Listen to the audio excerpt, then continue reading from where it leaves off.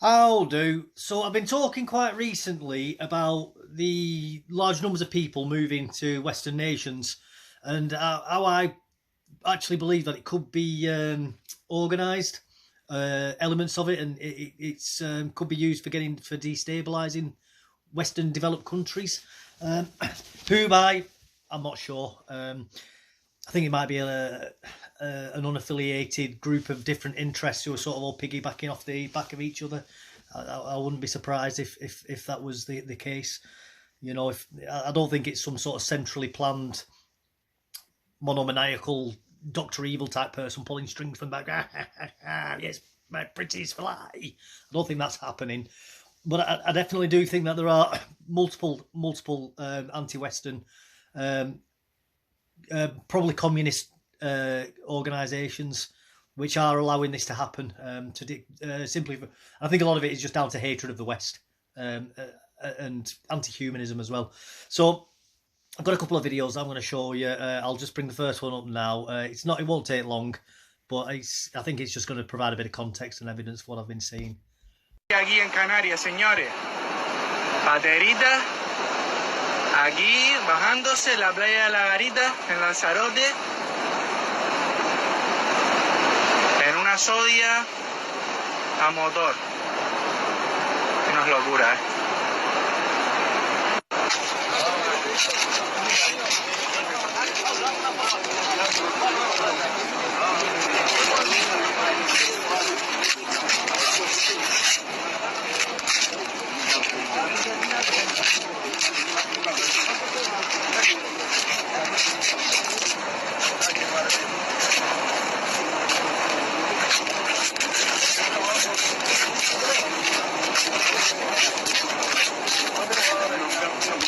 Now, what we've just seen there is Gran Canaria, people coming up on the beach.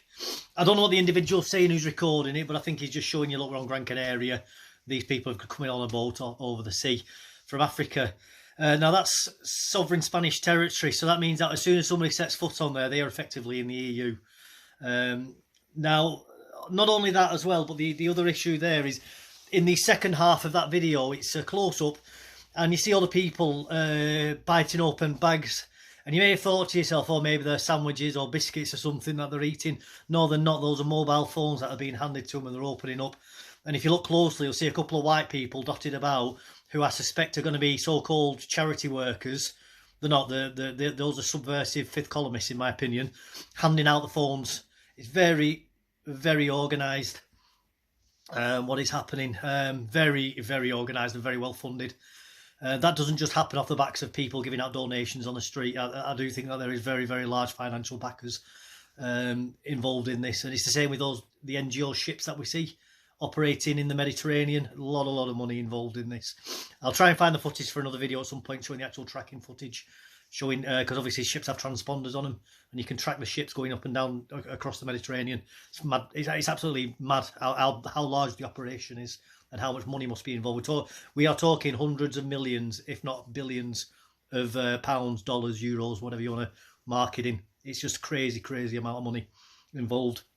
Now, I'm going to show you another video coming up, and this is going to, if you are quite easily upset, I don't suggest watching it. There's no blood in it, but it is quite, there is violence involved, so I'm going to pre-warn you of that. So if you're not into that, then please skip forward about a minute in this video. Right, I'll be back shortly.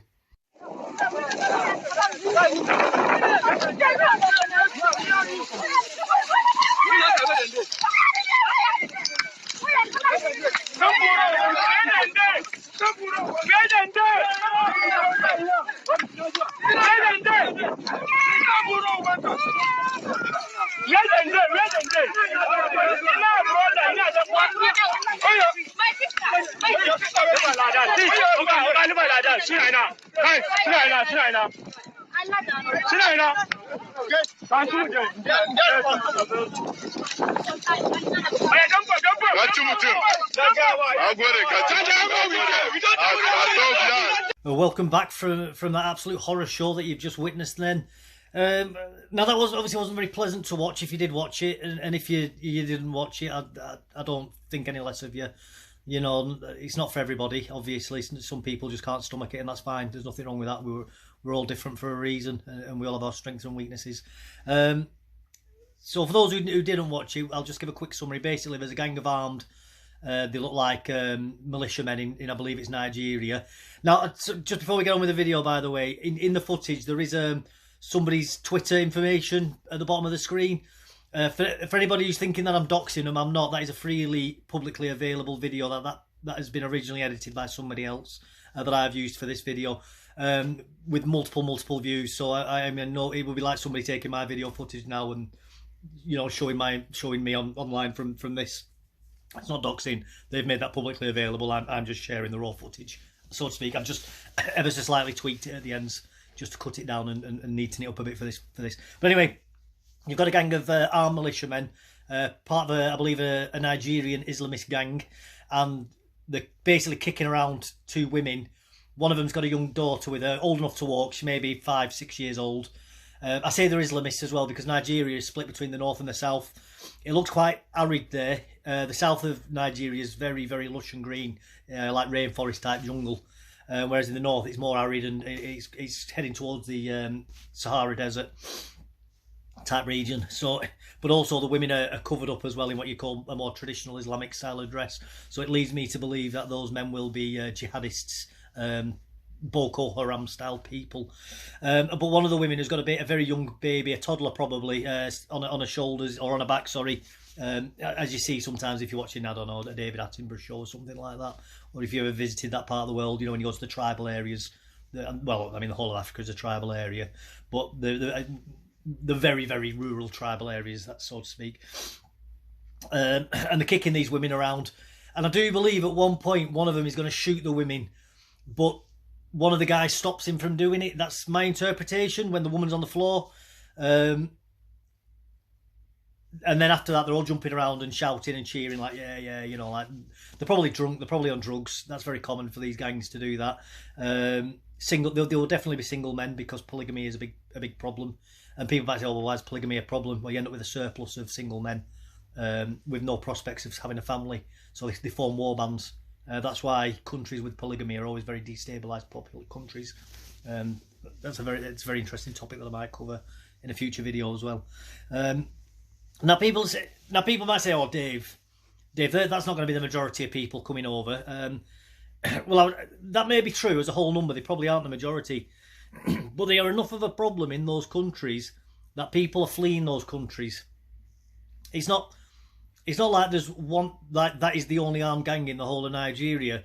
They are proliferated across the whole continent of Africa, to the point of where, when we're seeing these hordes of young men coming across, I don't think it's beyond reasonable to say that the overwhelming majority of those men are going to be the sort of men who are in that video. Men who are willing to do unspeakable violence to two women walking down a road with the children. And they are going to come to Europe, and people in Europe are going to be like lambs to the slaughter to them. Because the problem is, in the West, and I've experienced this myself, when I've come back and I've spoken to people about a concept called in Afghanistan called bachabazi, which is where they don't believe that having intimate relations with prepubescent boys is homosexual.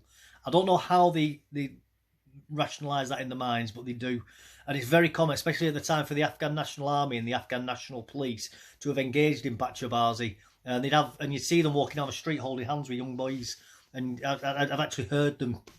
That's because where I was, in a place called Fob Salang. If you watch Ross Kemp in Afghanistan, his very first one was with the Royal Marines. I was on the same camp, and one half of that camp, it's an old, like the mud huts that they live in with the compound walls around them and that. It was an old farmhouse, one of them. One half of it we were on, the other half was Afghan police when I first turned up, and they swapped over with Afghan National Army. You could hear them when they had the boys in. It was horrible. Absolutely, that sound will never ever escape me. It's always in my mind. And when I came home and told people about that, I was called a racist, I was called a bigot, I was called a baby killer, I was called a liar. You name it, I was called it. Because people in the West, because we live in such a privilege, and I don't mean this in like when you hear, you know, like university students going, "Oh, you're privileged, man." I mean the whole, with the exception of maybe like homeless drug addicts, even somebody living on a council estate, you've got reliable gas, reliable electricity, Your neighbours aren't going to drag you out into the street and shoot you in the middle of the night simply because you're, well, unless you're in a diverse part of a city, you know, as we've just seen with a wedding where somebody's run into a crowd of people at 50 miles an hour in Sheffield. A Pakistani wedding had been going on. And one family was very unhappy about the wedding. The family of the daughter weren't happy about who she was marrying. But that's the tribal. This is the point I'm saying. This is the tribal stuff getting brought over, and I keep talking about in my videos is tribalism in these countries. But anyway, I'm really going right off topic here. But anyway, people in the West, we live in such a privileged part of the world that people are incapable of seeing actually outside what they live in. They can't understand just how low and vile other human beings can actually be, and how violent it can get. It's crazy. And unless you've done something like me where you've served in the military, or you've worked in a charity that goes to war zones and you've seen it firsthand with your own eyes. And I don't just mean somebody going to like Gaza and pulling people out of rubble. You know, that's a very, very select view. I mean, like, I can't remember his name, but that guy who got kidnapped by ISIS, the Scouse taxi driver, he was working for the Red Cross, and they ended up cutting his head off. He obviously witnessed it firsthand, just how barbaric people can be. And that is the norm in those parts of the world. You know, and when you go into places like, you know, all across Africa, all across South America, all across the Middle East, into Central Asia, all the way across even into places like Vietnam and Thailand. Although they're not so bad when you're in the main parts of it, if you go into the really rural areas and you don't behave yourself, all those people will absolutely annihilate you, and they won't think twice about it. It's just the way they are in those parts of the world. And it's what people in the West don't get. Now, obviously, this is focusing on Europe, but I'm just going to show you another video. If you thought that was shocking, of the people coming onto the beach, you ain't seen nothing. This is happening in America right now, and this is insane, and this is really why thank you if you stayed on this long, by the way, and this is why I really do think this is organised, because the level of people that you're going to see now cannot be anything but organised. I'll show this video, give a little bit of commentary on it at the end, and then that'll be it.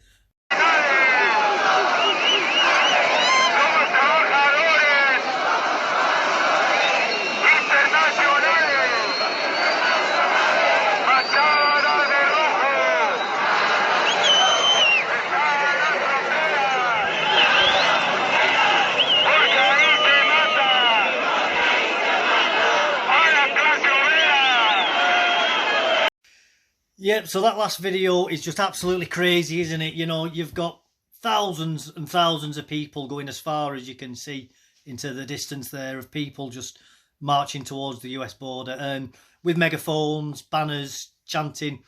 Very, very highly organised. Now, granted, I'm not saying every single person there is going to be a bad person. Most of them probably do just want a better life. How many of them, though, of those people in there are cartel members? How many of those people in there are human traffickers? How many of those people in there are terrorists? How many of those people are going to be from places like Syria, from Iraq, you know, from, you know, these war-torn countries, you know, like Libya, places like that are absolute S-holes, as Donald Trump said. And if they weren't S-holes, why do people want to leave them so badly? Just absolutely infuriating, and for anybody to deny that isn't being socially engineered beggars belief, to be honest with you. We do have, in my opinion, we do have a fifth column operating in our countries in the West. I do believe that it has its roots in communism, and we're seeing it playing out in the form of things like trans ideology, all this politically correct woke nonsense that we're getting drowned in at the moment, DEI in large corporations. A lot of the DEI stuff as well is coming from the big investor firms like BlackRock, where they are forcing corporations, in order to get the investment that they want, to have to accept all these maddening homosexual and transgender ideology rubbish that they have to, and having so many women on CEO boards and things. So that is definitely, without a doubt, being engineered by financial interests. But this level of human beings being moved around, I mean, I wouldn't be surprised if the banks were doing it, to be honest with you, because it's... The West does have shrinking populations. We have low birth rates, which has been caused by the banks, in my opinion, because they've wanted more consumers. You know, and adults consume more than young children do. So they want grown men, say, buying action figures and things like that. And they want women going out buying clothes, because it's, you know. But now they want to keep building houses. They want to keep manufacturing cars, and they want to sell all the medical equipment for new patients. How do they do that? Bring more people in from abroad. and I think that is a big part of it. But I do also think a lot of it's being driven by people who they may not even be aware of it, by the way. But I do think are communists or socialists at heart. You can be a socialist and not even realise it, just because you're not politically aware that your ideals that you're pushing are that. I'm going to leave it at that, but if you've found that informative or interesting, or you've enjoyed it or whatever, please like, subscribe, and put a comment below. Thank you very much, and have a nice afternoon.